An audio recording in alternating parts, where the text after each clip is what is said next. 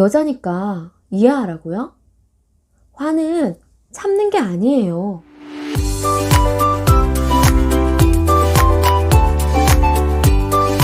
안녕하세요. 마음약사 꾹로드입니다. 이건 심야약국이 아니라 낮에도 행복한 부부의 이야기예요. 제가 지난 영상에서 부부 사이엔 항상 고마워해라, 아빠의 권위를 살려주는 건 엄마의 역할이다 라고 이야기를 했더니 마음약사님은 남편한테 화도 안 내는 현모양처신가 봐요 라는 얘기를 많이들 하시더라고요. 제가 예전에 리스 부부였듯이 화도 되게 많이 냈었어요. 그때 얘기를 해드리려고요. 결혼해서 살면서 한 번도 싸우지 않은 부부가 있다면 저는 두 가지 중 하나라고 생각해요.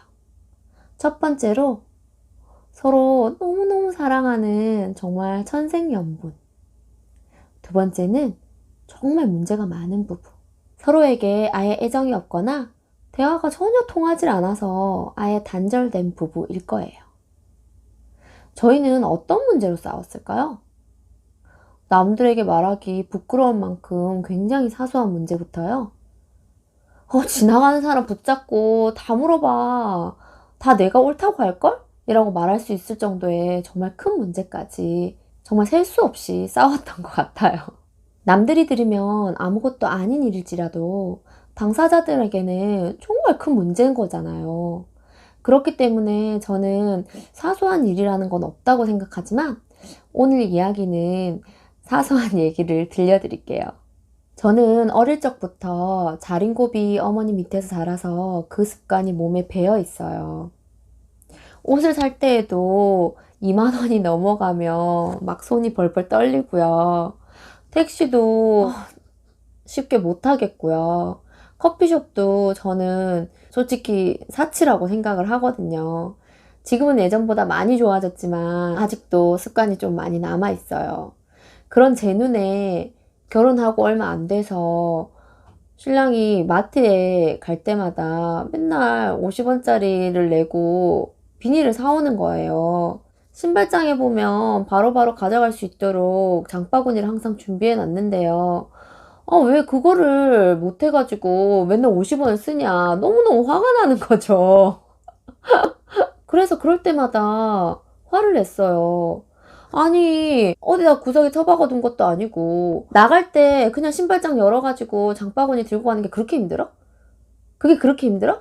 한 번만 생각을 하면 돈을 아낄 수가 있는데 그런 생각도 안 하고 어떻게 살아? 이런 생각에서부터 저 사람 귀에는 내 말이 말 같지도 않나? 내가 이렇게 무시당하고 살아야 돼? 이런 생각까지 드는 거예요. 그렇게 막 화를 쏟아냈다가 갑자기 생각을 했어요. 내가 지금까지 화를 낸 게 한두 번이 아닌데 이렇게 화를 냈는데 우리 신랑이 바뀌었나? 바뀌지 않았으면 그러면 화내고 나서 내 속이 좀 편해졌나? 아니었어요. 저는 그저 화를 분출했을 뿐이기 때문에 제 화가 상대방에게 전달돼서 그 사람의 행동을 바꾸지도 못했고요. 그리고 제가 화를 내므로 인해서 제 화는 오히려 더 커졌어요. 그리고 생각했죠. 우리 신랑은 50원보다 못한 사람인가? 요즘은 점점 결혼이 늦어지고 있잖아요. 30년 이상 따로 살던 남녀가 서로 같이 살게 되면서 자기 눈밖에 나는 걸 목격하는 경우가 얼마나 많아졌겠어요. 그렇게 이해가 안 가는 부분이 자꾸 쌓이고 쌓이니까 화가 치솟는 건 너무나도 당연한 일이에요. 제가 기존 영상에 상대방에게 항상 고마워하라는 건 남자들을 떠받들고 칭송하고 우러러보고 모든 걸 다 이해해 주라는 뜻이 아니에요. 화가 나는데 참으라는 말도 저는 안 하고 싶어요. 화를 자꾸 참으면 병이 생겨요. 실제로 저희 친정 어머니도 스트레스가 많이 쌓여서 그걸로 굉장히 많이 아프셨거든요. 화가 나면 화를 내야 됩니다. 단, 언제, 어떻게 내느냐가 굉장히 중요해요. 저는 부부간에 다툼이 발생하면 일단 말을 하지 말고 혼자만 있을 수 있는 장소로 이동하라고 말씀드리고 싶어요. 혼자 방에 들어간다든지 아니면 산책 좀 나갔다 올게 라고 말하고 밖으로 나가세요. 그리고는 육성으로 하든 마음속으로 하든 방금까지 쌓인 그 화를 욕으로든 뭐든 다 분출해내는 거예요. 솟구치는 화를 다 쏟아붓고 나면 마음이 좀 가라앉는다는 느낌을 받으실 거예요. 그건 화가 풀렸다거나 기분이 괜찮아졌다는 게 아니라 마음이 조금 진정된 상태인 거거든요. 그때 한번 이 생각을 해보세요. 이 말을 내가 남편 앞에다 하면 내 속이 좀 풀릴까? 제 생각에는 대부분 아니요일 것 같아요. 제 경우는 제가 소리를 지른다고 해서 화가 풀리지는 않더라고요. 아이에게 화를 낼 때도 그렇지 않으세요? 내가 아이한테 막 화를 내고 있는데 마음속으로는 이게 아닌데 지금 이 상황보다 내가 더 심한 말을 내뱉고 있구나 라는 생각을 하면서도 이게 말이 멈춰지지가 않는 거예요. 자꾸 이 멈춰지지 않는 이 입을 꿰매고 싶다는 생각이 들면서도 그게 안 돼요.